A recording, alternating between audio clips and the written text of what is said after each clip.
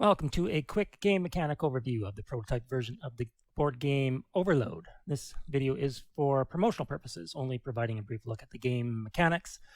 This video does not cover game setup, rules, instructions, or a complete or partial playthrough. Those covered off in other videos.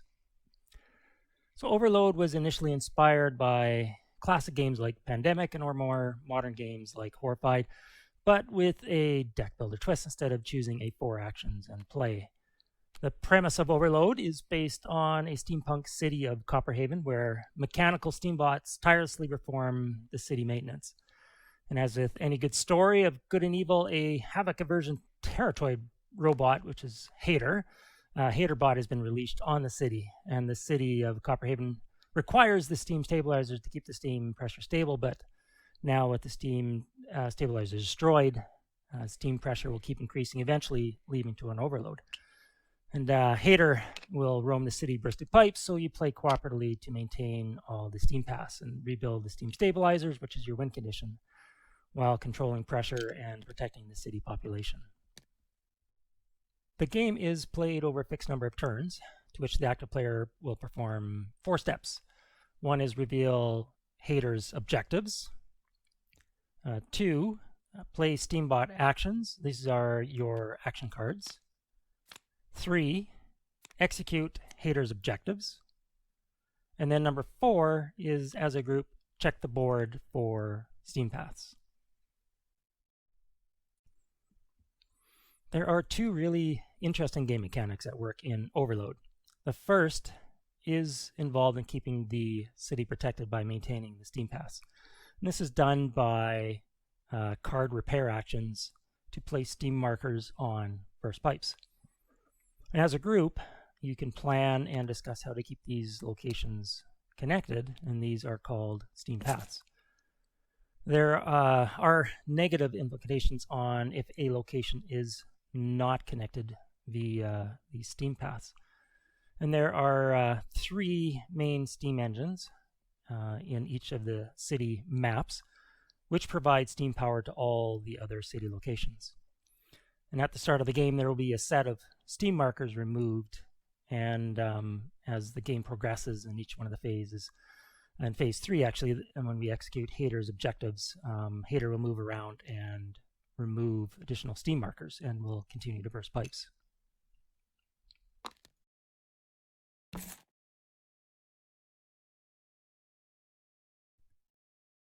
The upgrade locations, you can think these are factories. They provide upgrade cards, and which are required to improve your default Steambot action deck.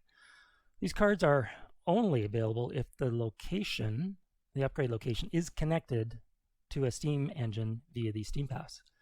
And it's essential to keep as many of these upgrade locations connected during the game, as this will limit your upgrade options when acquiring cards if locations are not connected.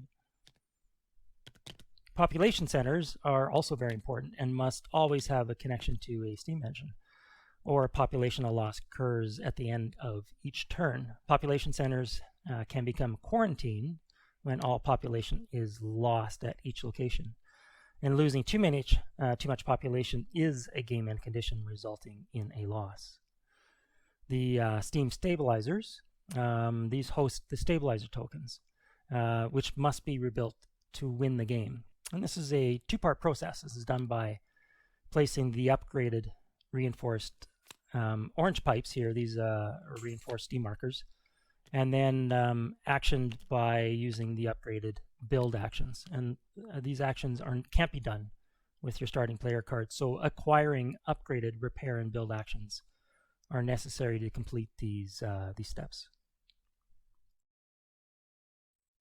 Another interesting game element is pressure. With the steam stabilizers destroyed, there are Hater card actions and Steambot card actions that will increase pressure during the game. Maintaining the board's the steam pipes and steam paths are essential, as Hater will attempt to burst pipe at a location, and if the location has no steam markers, pressure is increased instead. And too much pressure will result in overloads and eventually a game end with a loss condition.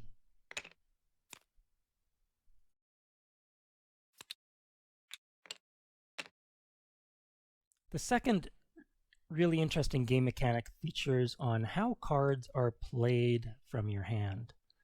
Overload follows the standard deck building rules when acquiring, discarding, and trashing cards. However, when drawing your 5 cards, these cards are immediately placed face up on the table. Overload is a cooperative game, so all actions can be discussed freely.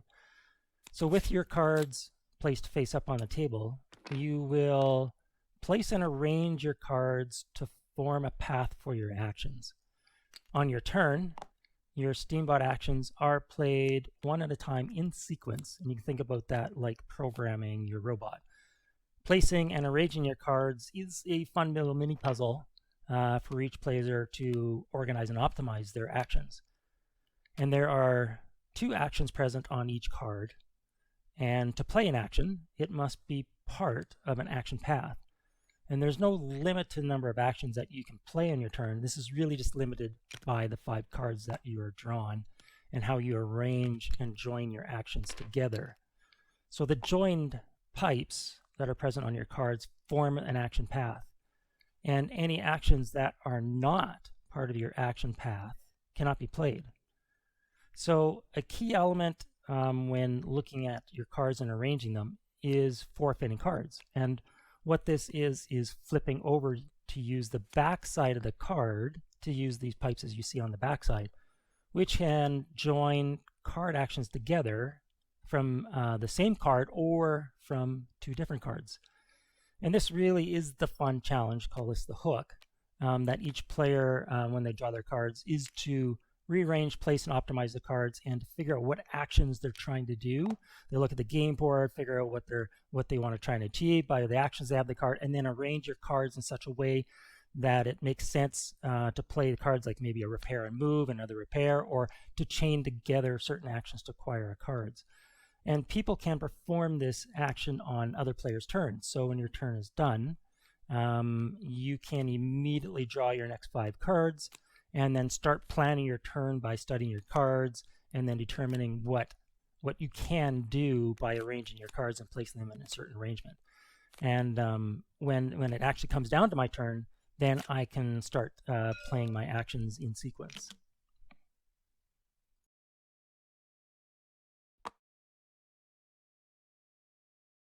As we take a quick look around the game board, the city of Copperhaven is arranged with hex tiles. And these are double-sided with a different arrangement of pipes on either side. This allows for a nearly unlimited number of tile placements to create city maps. So several arrangements are provided. However, there is nothing stopping you from creating your own map designs.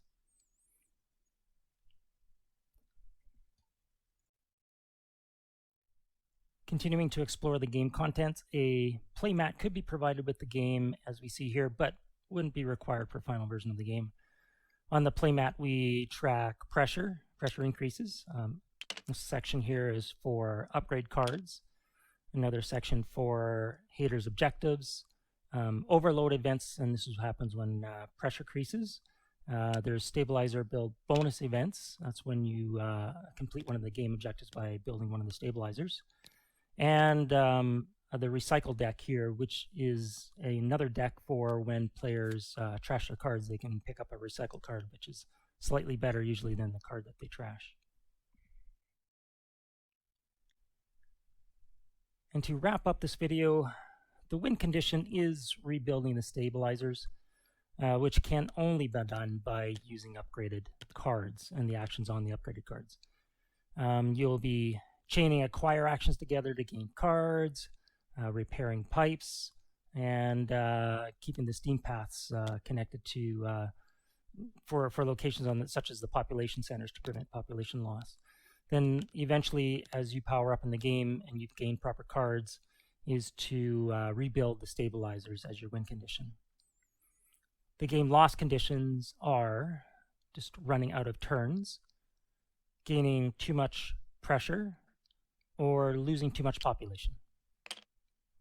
And that's it for this video. Thanks for watching a quick overview of the game Overload.